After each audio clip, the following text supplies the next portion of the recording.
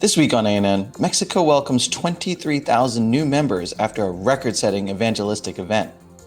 Feliz Seven Play wins International Film Award for the movie Uncertainties. And Adra Colombia distributes 1,100 hygiene kits among Venezuelan migrants. These stories and more coming up.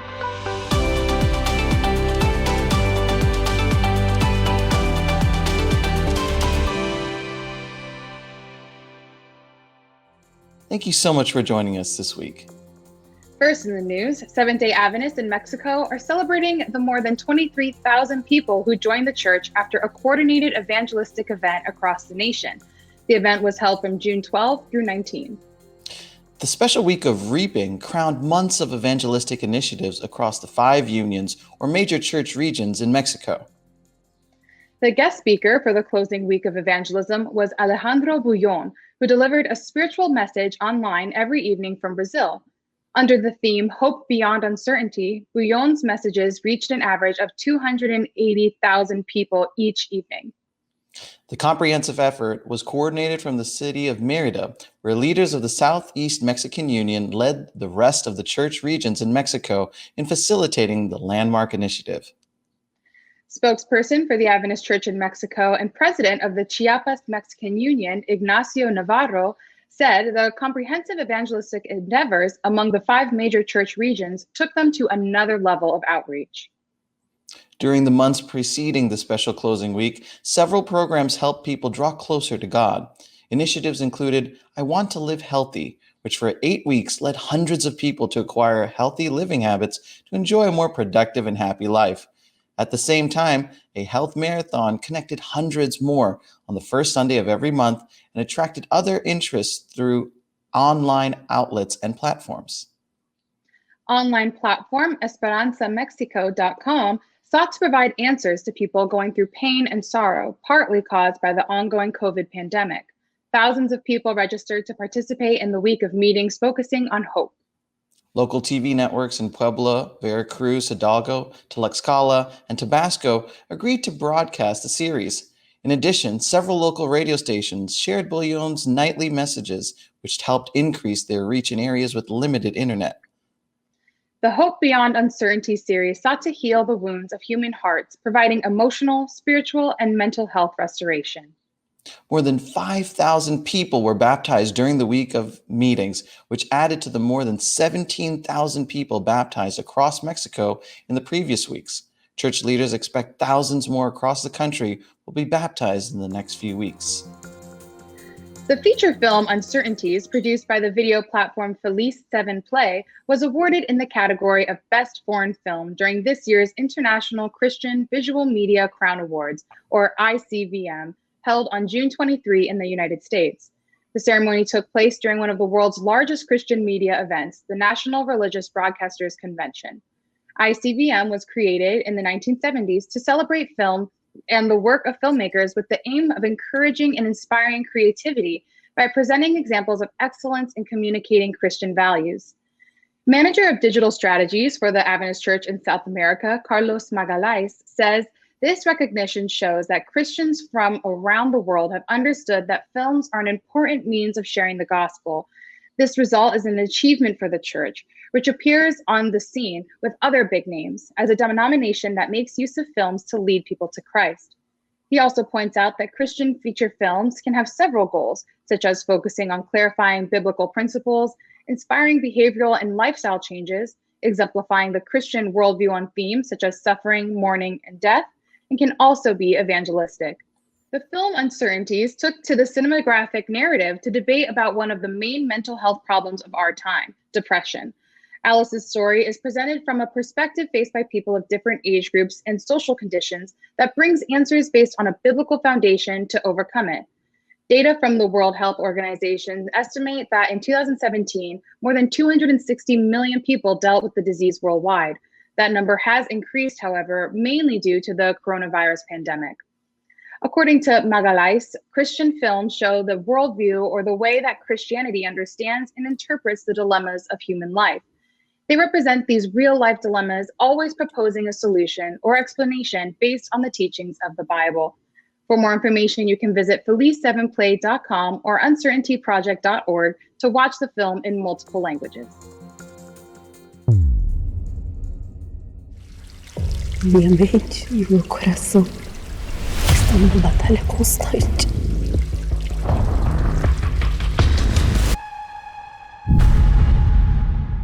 Do que você tá fugindo? Parece que alguma coisa se quebrou aqui dentro. Eu forço o sorriso. Eu forço o contato. Tudo que eu vou fazer, eu repasso 1000 vezes na minha mente. Seus medos são infantis. Se você olhar do ângulo certo, o medo pode ser um aliado. Eu encontrei uma coisa. Você promete que não conta pra ninguém? Faz muito tempo que ninguém aparece por aqui. É sufocante. Chega! Eu tô tão cansada. Às vezes parece que eu vou morrer. É tanta incerteza.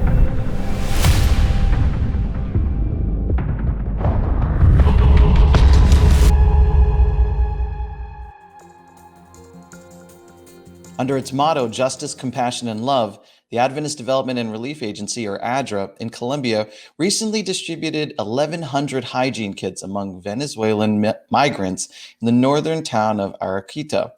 The kits distributed by ADRA's workers and volunteers will benefit families who were displaced after conflicts broke out in the area and arrived in the 43,000 resident border city looking for shelter.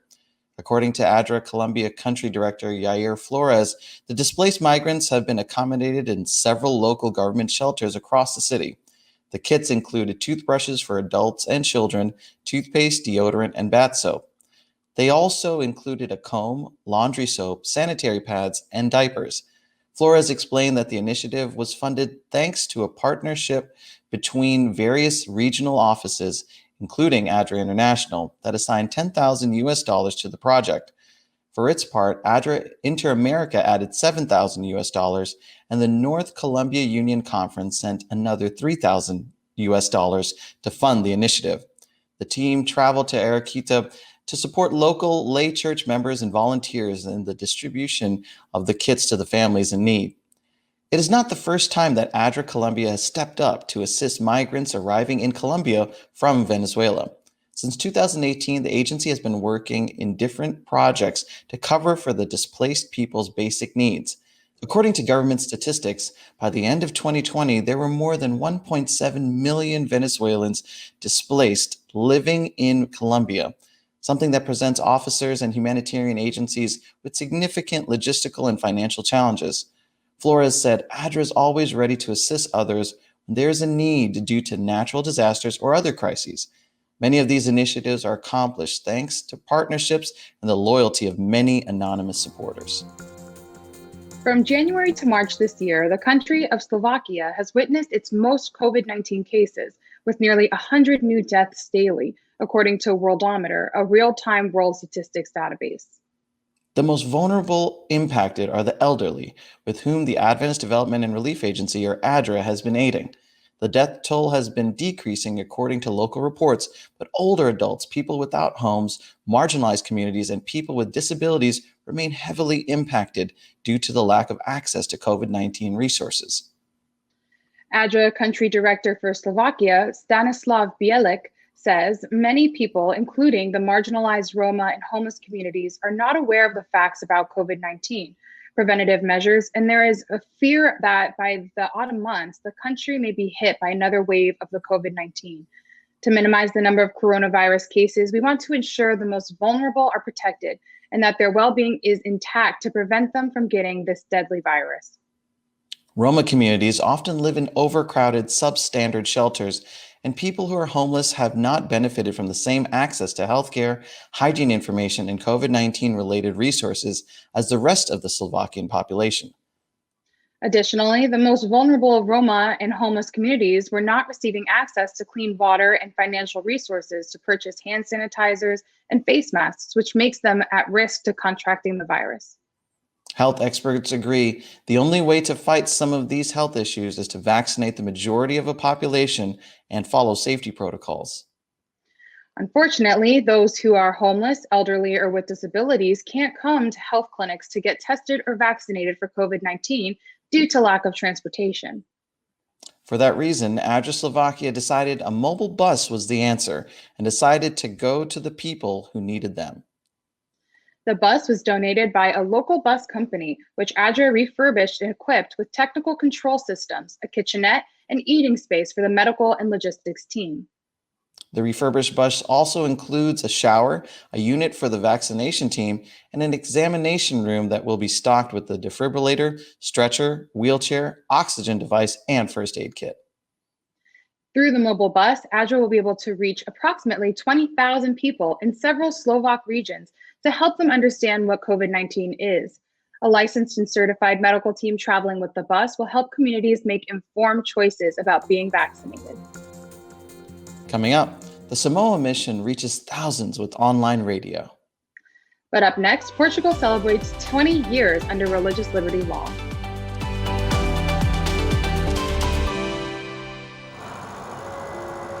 When I first felt called to be a minister, I didn't want to be a typical pastor with a suit and a tie. One of the things I appreciated most about Christ was his ability to defy convention.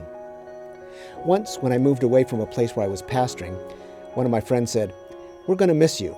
You're so unusual." I take that as a compliment. I'm someone who likes a challenge. I love to test my limits. I've been running for more than 35 years, most days of the week. I love to run, especially in nature. It's time alone with God where I can recharge. I run first thing in the morning so I can prepare emotionally and spiritually for whatever I might experience that day. I find my greatest fulfillment in relating to people who aren't Adventist or even Christian. We have to meet people where they are. That's what Jesus did, and it's still our responsibility today. I have friends who are Christians and atheists, gay and straight, old and young, of all races and ethnicities. I'm a biker, a runner, and a pastor. I'm extremely blessed. My name is Stephen Chavez, and this is my whole life.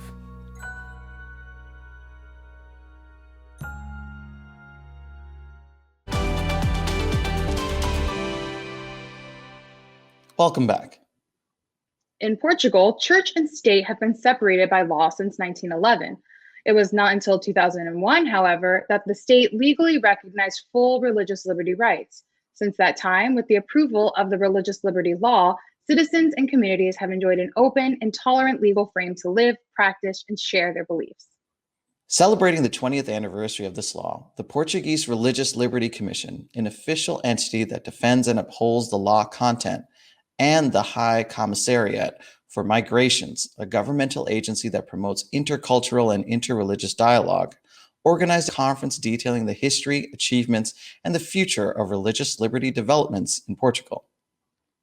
The conference included participation by the President of the Republic of Portugal, Marcelo Rebelo de Sousa, the Minister of State and Presidency of the Council of Ministers, the Minister of Justice, and other official entities, religious leaders, and academic leaders. President Marcelo highlighted the central role of the Constitution and religious laws in Portugal, which separates church and state and respects everyone's individual right to believe or not to believe, to practice their faith, and to share their religious beliefs. He also added that it is important to bring the spirit of religious liberty into practice. He said, "We all should do everything in our power to overcome intolerance, incomprehension, discrimination, and injustice." The Seventh-day Adventist Church in Portugal was represented by the Portuguese Union President, Antonio Amorim, along with several leaders who hold significant administrative positions within the church and who have relationships with the state and local interfaith groups. Religious Liberty Director for the Adventist Church in Inter-Europe, Paulo Macedo, participated in the panel of speakers representing the church. He addressed the opportunities and challenges of religious liberty law in Portugal. Religious freedom is a cornerstone of the Seventh-day Adventist faith and message. Aiming to share the good news about Jesus through media ministry, the Samoa and Tokelau Adventist Mission launched its first ever online visual radio station on June 15. President of the Adventist Church in the region, Sion Assange, made the first transmission delivering a spiritual message in which he emphasized the significance of the three angels' messages going to all the world. Streaming on weekdays from 6 a.m. to 6 p.m. on Facebook, the new station includes a diverse range of Bible study and health programs. There is also focus on content for young adults and children. According to reports from the Samoa and Takalao Mission Media Committee, implementing an online radio has been a priority due to the easy access and ability to reach a much wider audience. So far, reports have shown that 80% of the programs have been getting more than 2,000 viewers, with audiences from Australia, New Zealand, American Samoa, Hawaii, United States, Fiji, and around Samoa. General Secretary for the Samoa and Takalao Mission, Naru Nuiali, says that the media ministry is excited to expand and is still intending to seek a license for the use of AM/FM stations in the future. Coming up, David Trim and Dragoslava Santrak are here for This Week in Adventist History. But up next, Adventist Mission shares how Adventists are reaching out to the First Nation people in Alaska. Hi, VL. How are you? Are you okay? Dear VL, I can't even remember how long we've been staying at home now because of this virus. For now, it's just nice to hear your voice and see your face. Nothing beats playing outside in the dirt though. Which reminds me, are your hands clean? Yes! Mommy and Daddy says not a lot of kids get COVID-19, but it's always nice to be extra safe. We should wash our hands before picking our nose.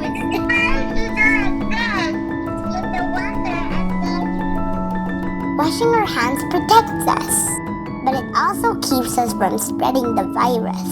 In case we touch something dirty, let's always be clean and safe, okay?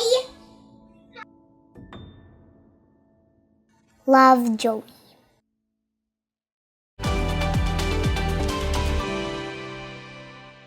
Welcome back.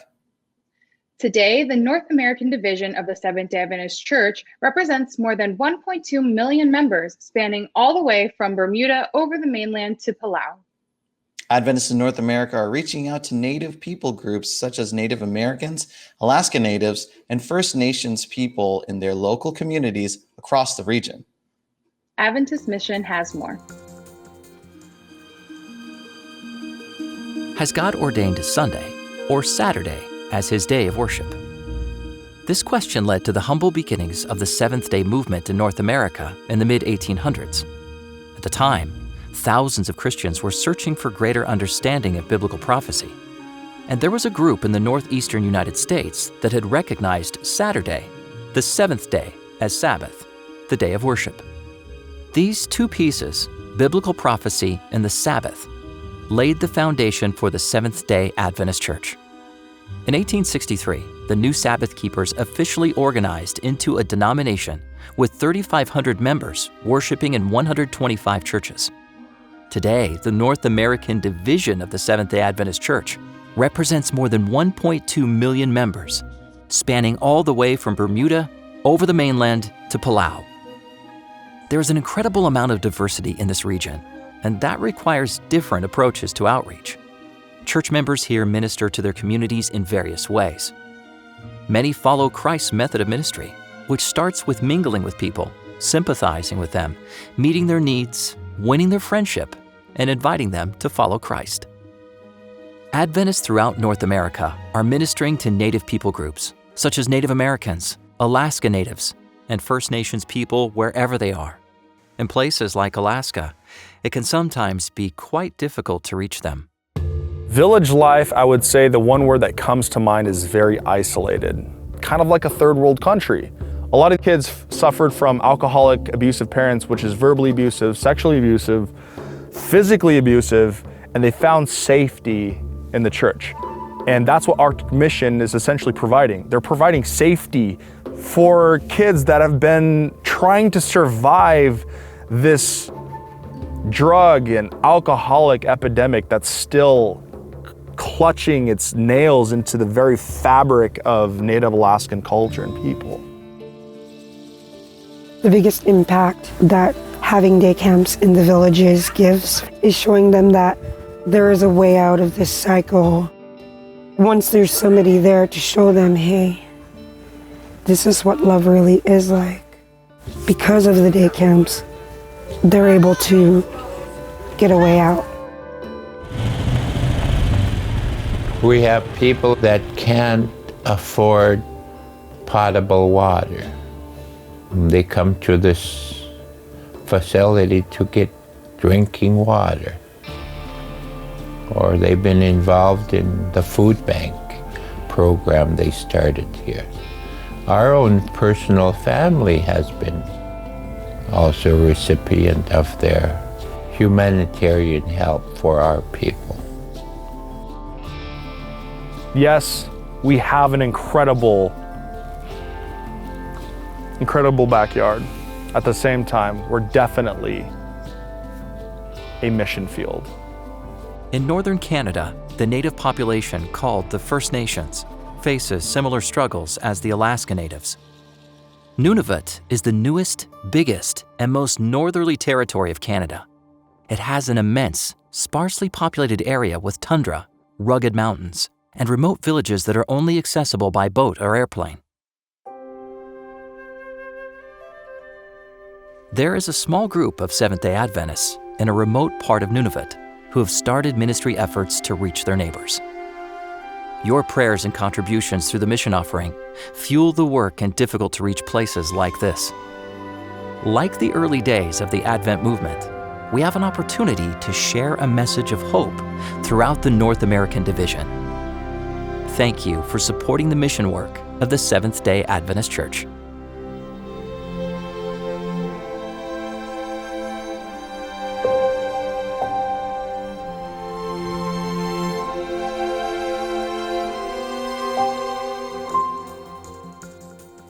Watch this and other mission stories online by visiting adventistmission.org, then click on videos at the top. And finally, for today's episode, let's turn to David Trim and Dragoslava Santrak for a look at Adventist history. This week, 1 year ago, the Encyclopedia of Seventh-day Adventists Online was published. Welcome to This Week in Adventist History. On July 1st, 2020, yes, exactly 1 year ago this week, the Encyclopedia of Seventh-day Adventists Online was published with the launch of the website encyclopedia.adventist.org. I'm the editor of the Encyclopedia of Seventh-day Adventists, and with me this week is Dr. Dragoslava Santrak, who works with me as managing editor of the ESDA. Slava, in the last 12 months, what progress has been made on the largest and most complex reference work in the Church's history? Well, I can't believe a year has passed since the encyclopedia was launched. It's been an incredible and productive year for the ESDA team. We have added nearly 1,000 new articles and 3,000 photographs. Wow. So how many articles are online now and how many historic images? At the moment, there are 2,921 articles and nearly 6,500 images. Give the viewers, please, Slava, some sense of the work we have done in the ESDA team since the launch of encyclopedia.adventist.org. Yes, of course. We receive, review, edit and upload articles, photographs and videos. We continue receiving positive feedback from our readers, often supplying new information or suggesting minor corrections. I would like to use this opportunity to thank our editors, authors, peer reviewers, church administrators, and of course readers worldwide for their continuing support. As well as providing authoritative information and insightful analysis, the ESDA also tells wonderful stories. Slava, share with us a story that's in the encyclopedia and that is from This Week in Adventist History.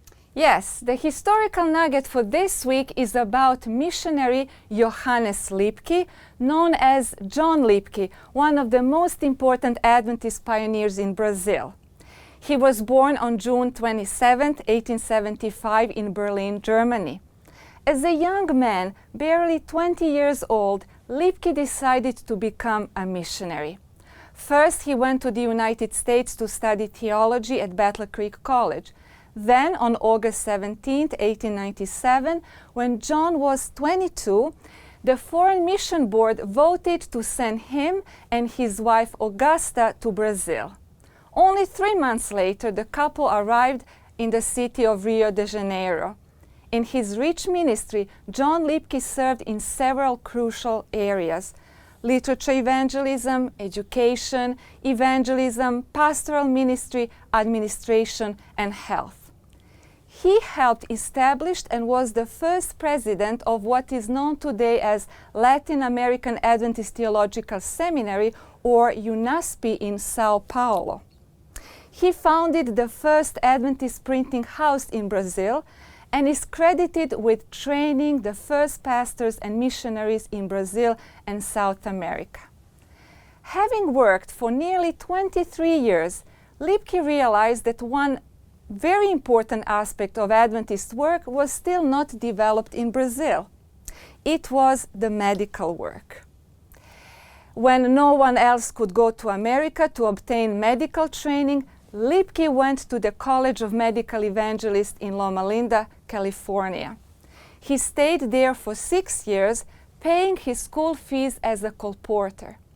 Graduating with a medical degree in 1925, now aged 50, Lipke returned to Brazil and opened a small clinic in Rio de Janeiro, which was the first Adventist clinic in Brazil. The Lipkes served in Brazil for 45 years, which is a remarkable example of commitment to Adventist mission. Amen. Their contribution to building up the church in South America is indeed incalculable. Thank you so much, Dr. Sandtrack. I encourage you to read this entire article about Johannes Lipke in the new Encyclopedia of Seventh-day Adventists at encyclopedia.adventist.org, and also explore the other nearly 3,000 articles and 6,500 photographs. That was This Week in Adventist History. Thanks for watching ANN. Join us next week for more news from the headquarters of the Seventh-day Adventist Church. Did you know the Adventist Church has a YouTube channel where you can watch ANN Video, ANN In Depth, and plenty of other amazing videos on prophecy, health, and Bible study? Just go to YouTube and search for the Adventist Church. Click the subscribe button to make sure you're caught up each week. And remember, leave a comment or a prayer request. We have people who are praying for you 24 hours a day, 7 days a week. Before we say goodbye, here's some good news from the book of Nehemiah, chapter 1, verse 11. The passage says, O Lord, I beseech thee, let now thine ear be attentive to the prayer of thy servant, and to the prayer of thy servants, who desire to fear thy name, and prosper, I pray thee, thy servant this day, and grant him mercy in the sight of this man. That's our program for this week. And remember, you can always visit adventist.news for daily news and videos. Until next time, God bless. Take care.